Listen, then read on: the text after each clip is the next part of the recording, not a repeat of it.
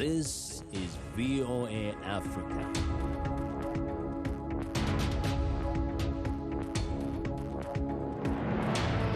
Hello, I'm Esther Githui-Ewart. It's Wednesday, March 17th. Welcome to Africa 54. We continue to work remotely because of the COVID-19 pandemic. But what hasn't changed is our commitment to bringing you the latest and most important news from the African continent and around the world. This is today's Africa 54. We begin in West Africa, where fears that soaring inflation in Nigeria combined with rising insecurity could trigger social unrest. Matthew Larotonda reports. Inflation in Nigeria has hit a four-year high, according to government statistics, as food prices have jumped more than 20%. It's heaping financial pressure on a population already struggling with a shrinking labor market and a stagnant economy. Inflation, which has been in the double digits since 2016, was 17.33% in February, driven by the global health crisis, which has contributed to a drop in the price of Nigeria's main export. That's oil. The figure is the highest that it's been since February 2017. Back then, the economy was in turmoil. Today, it's teetering on the brink of recession, having expanded only roughly 0.1% in December. Food prices also rose 21.79% in February, the National Bureau of Statistics has said, with staple items including bread, cereal, potatoes, fruit, and oil driving the increase on the food price index. President Muhammadu Buhari has made investment in rail and road infrastructure a focus of his administration's drive to kickstart growth. Falls in public revenue, however, linked to lower oil prices, have checked that ambition. The figures are set against a rise of kidnappings in Nigeria's increasingly lawless north as well. Some experts fear that insecurity, combined with Nigeria's grim economic realities, could trigger significant social unrest. That was Matthew Larotonda of Reuters reporting.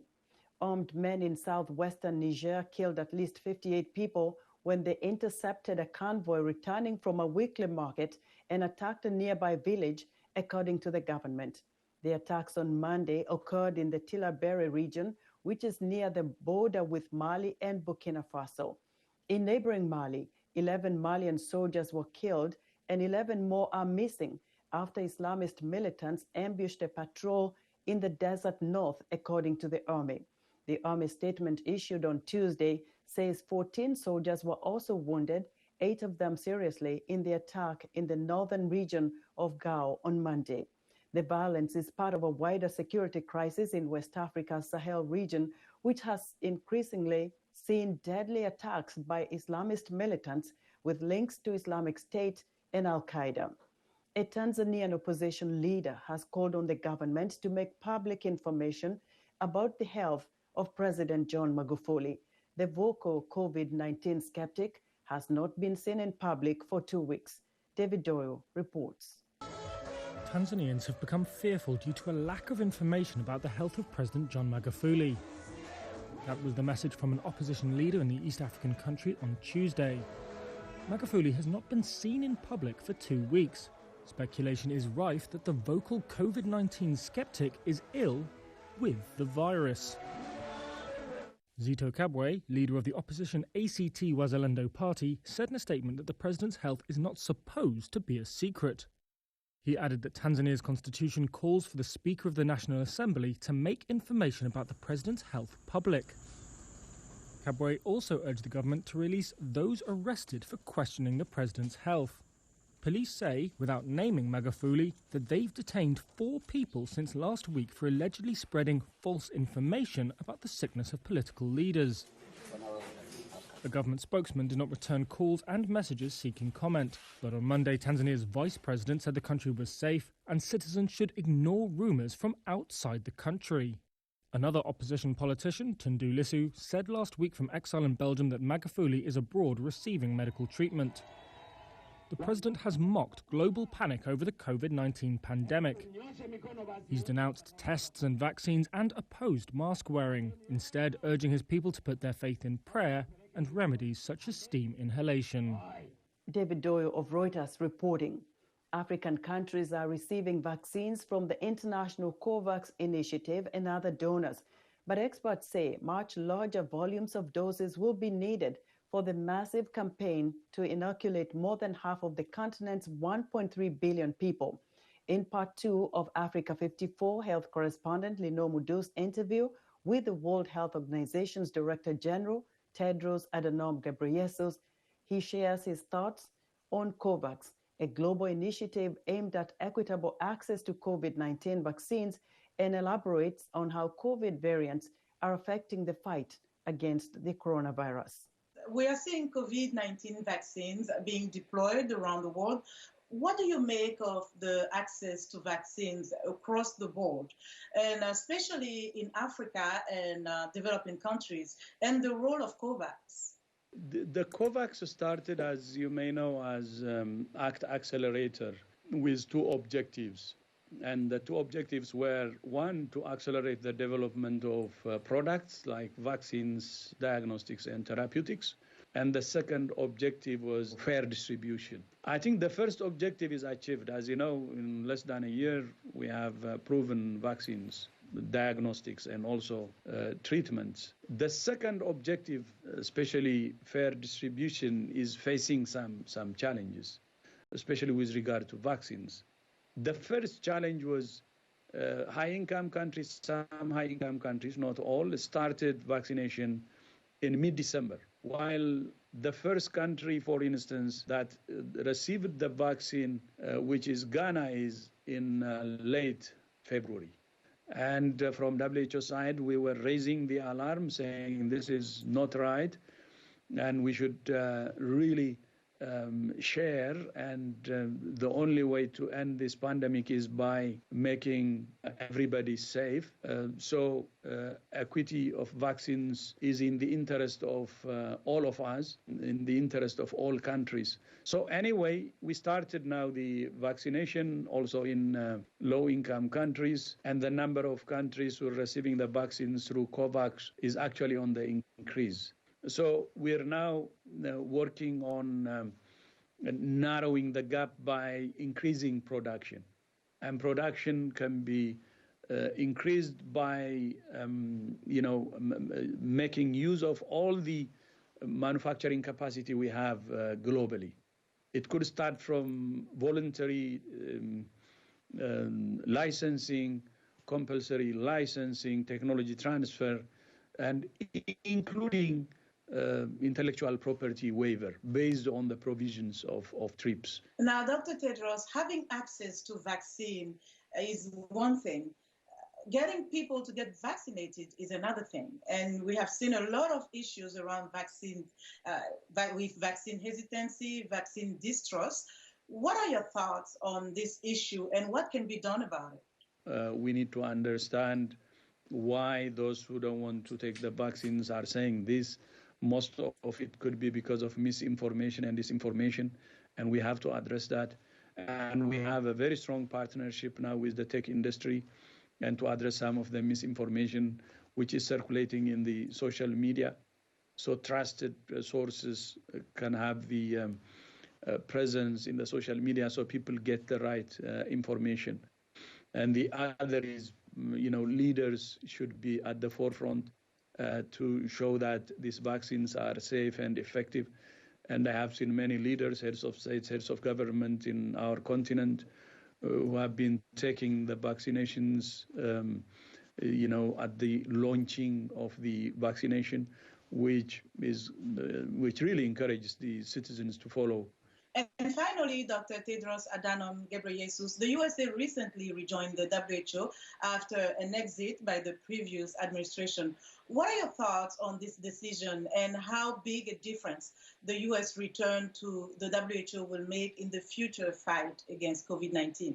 This is very, very telling how committed the administration is to global health and to multilateralism. As you know, HIV/AIDS pandemic was a major global health problem, and the U.S. leadership and support and the global role was very crucial. As you know, through the president's PEPFAR initiative and HIV, when drugs were made available actually to developing countries, and also support in other ways, and also through Global Fund, its leadership is really key, and it has shown it in the past. And in the pandemic now, this unprecedented COVID-19 pandemic, we expect that the U.S. will play its global role too, and that's what we are seeing now. And we have good engagement, good partnership, a very constructive one. We hope the world will benefit from it, and the U.S. will also benefit from it, because it's by working with others that U.S. citizens could also be safe. Dr. Tedros Adhanom Ghebreyesus, thank you so much for joining us. We appreciate your time. Thank you for having me. That was Africa 54 health correspondent Lino Mudu speaking with the World Health Organization's Director General Tedros Adhanom Ghebreyesus. Kenya's tea farming industry, one of the world's largest, is facing job losses after a court in January ruled against a labor union's attempt to ban tea leaf harvesting machines. Workers fear the machines will take their jobs, while tea farm owners say mechanization will make the industry more productive. Brenda Mlinya has more from Kericho. Harvesting tea leaves in Kenya's tea belt in the Rift Valley has traditionally been done by hand. This labor-intensive practice is said to ensure the region produces the high-quality tea that is among the country's top foreign exchange earners. But now, machines are replacing human labor in the tea plantations. Zipporah Onserio lost her job plucking tea leaves because of the harvesting machines. They brought machines. Most of the fields we used to work in have been turned over to machines and tractors. Now, people who pluck tea by hand, we are jobless. Onserio was one of hundreds of employees at a tea plantation in Kericho, some 270 kilometers west of Nairobi. The union representing workers like her say job losses are likely to increase. Before the introduction of machines, Bomet alone, we used to have over 50,000 employees, over 50,000. But as we are talking now, I can tell you the number is around 5,000 to 7,000. Multinational companies in the tea belt have argued in court that the harvesting machines will help cut production costs by more than half, making their product more competitive in the world market. But trade unionists say mechanization has a high human cost, with some 10,000 people already laid off even before the recent court verdict ruling in favor of the tea companies. For a region that depends on the income from tea workers, community leaders say the impact of even greater job losses will be dire. Insecurity will become a major problem. The unemployed youth will take out their frustrations on the wealthy, and the wealthy will bear the burden of the entire community. Despite the possible job losses, the Kenya Tea Growers Association says embracing mechanization is the only way to keep the sector alive. One machine, its cost of production is about 40% less than if you are to use a hand machine in an acre of land. So you look at it and you see you're able to balance your cost of production, you're able to remain in the business, you're able to assure business continuity for the remaining workers who you have on your employment. The association adds that machines will never replace the need for human labor in the tea estates. Brenda Mulinya for VOA News, Kericho, Kenya. As always, we would like to hear what you think about Africa 54 and the stories we cover. Join the discussion on Facebook. The address is Africa 54. We're also streaming our broadcast live on Facebook. Please watch and share our show with your friends. Also check out our headlines 24/7 on voaafrica.com. Still to come. Striving to end the gender technology gap in Uganda by teaching women and girls information technology skills. We'll be right back. Hello, welcome to Straight Talk Africa, live from the Voice of America headquarters here in Washington. I am Shaka Sali. Straight Talk Africa, we call it like it is. We discuss issues that reflect the interests of our audience without fear or favor. We are guided by facts, and I look at myself as a servant of nothing but the truth.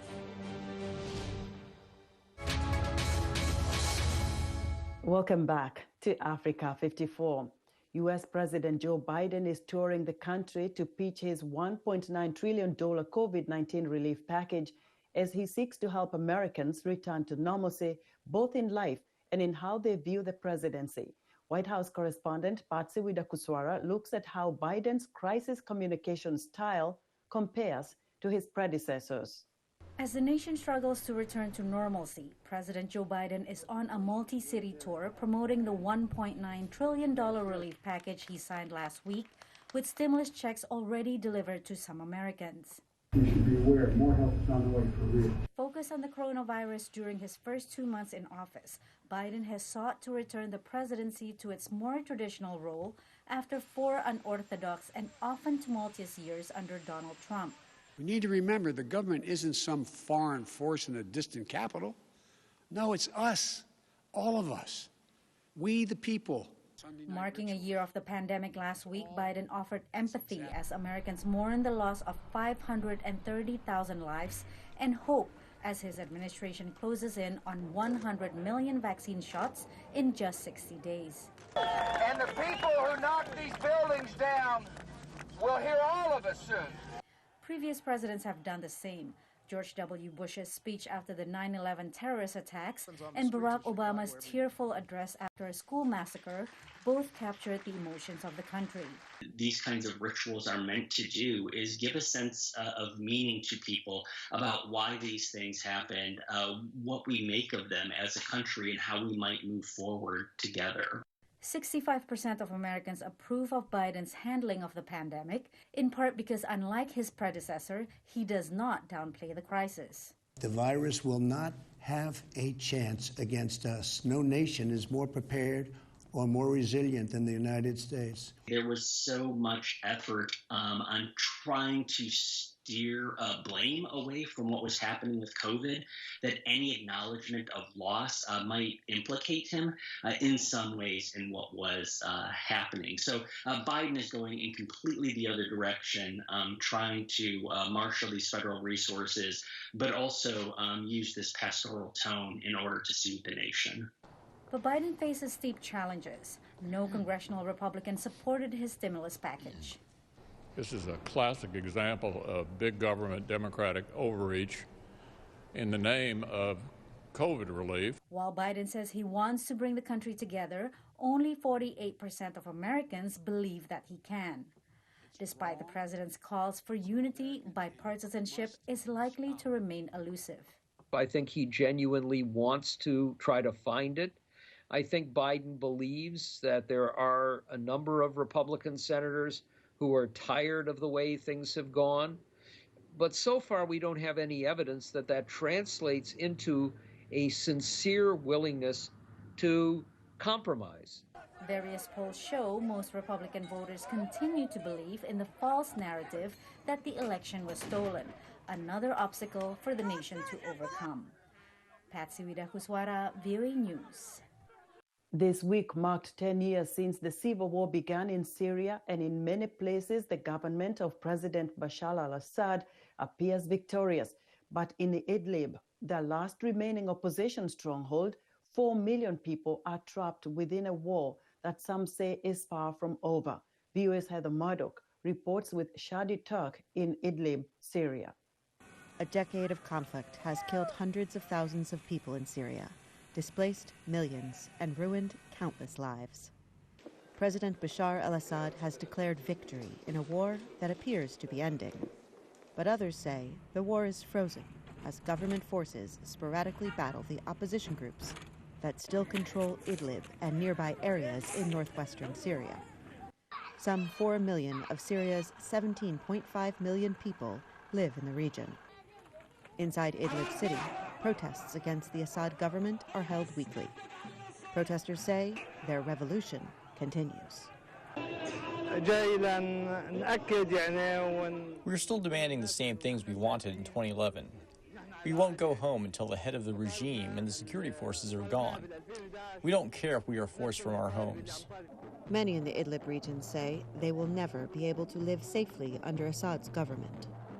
Much of the area is controlled by Hayat Tahrir al-Sham, or HTS. The group describes itself as an amalgamation of Syrian nationalist opposition groups. But HTS is also listed as a terrorist organization by the U.S. and other countries because of its former ties to al-Qaeda. The group's stated goal is to drive out Assad and his international allies from Syria. We are a revolution, and we want to kick out the criminal gangs. We want Assad's military, Iran's militias, and Russian occupiers out of Syria. Turkey is also playing a role in Syria by openly supporting other rebel groups in the region. Any future political or military outcome, say analysts, is likely to depend on Turkey's actions on behalf of the opposition, and Russia and Iran in support of Assad.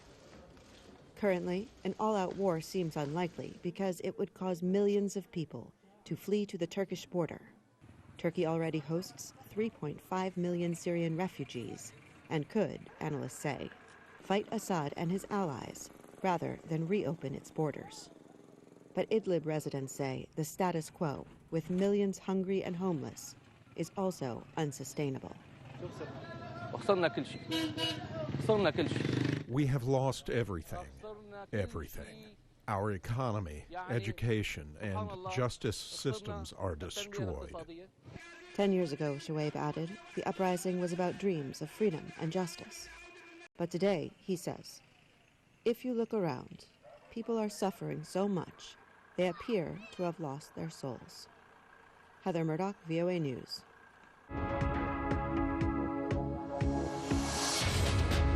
In our tech news, learning new computer skills in the rapidly changing information technology sector opens up new opportunities for young women in rural Uganda. Philomera Hope Foundation Center, a youth-led initiative based on the island district of Kalangala on Lake Victoria in Uganda, helps end the gender technology gap by teaching women and girls IT skills. For more, Africa 54's technology correspondent Paul Ndiho spoke via Skype to Joseph Kayira, founder of the Philomera Hope Foundation Center in Uganda. Joseph Kayira, welcome to Africa 54.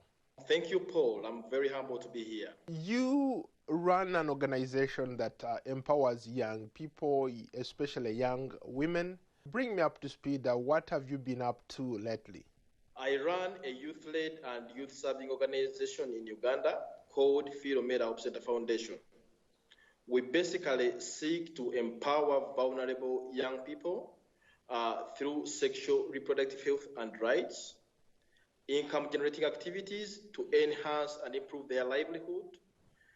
We also support education for the very vulnerable in community by providing scholarships in the form of small bursaries and scholastic material to support the education. You talked about how you run an innovation hub for young women. You're trying to give them digital skills.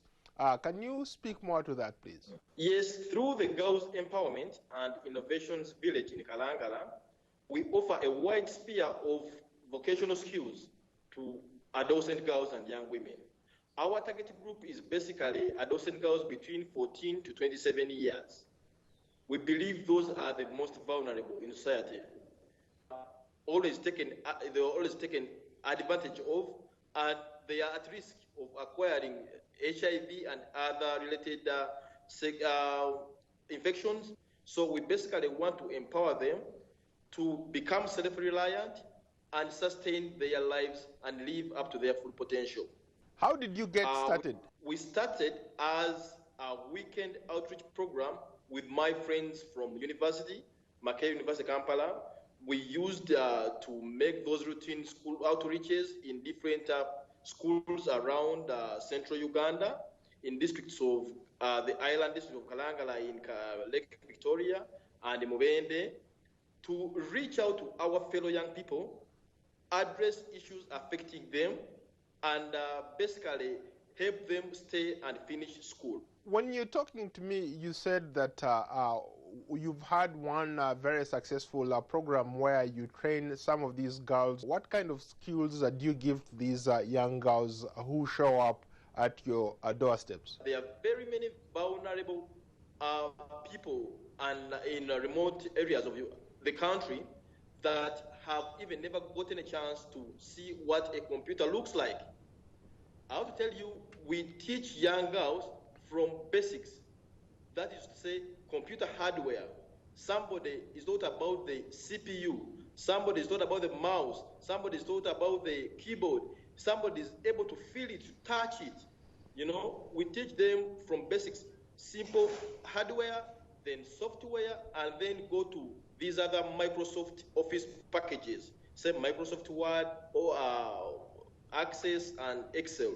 Most of the issues that you deal with are women-related issues, but one would ask a question. You are men. How are you able to deal with these issues? Do you have women on board who help to, for example, to deal with some of these female-related issues? I have a team of now full-time colleagues, and I have to say 7 of these are women. They are young girls. So they are able to relate in a more friendly way to the adolescent girls. Who inspired you? It is my mom. I'm personally a product of a single mom. I lost my father at the age of 8 months. I didn't have a chance to see my father.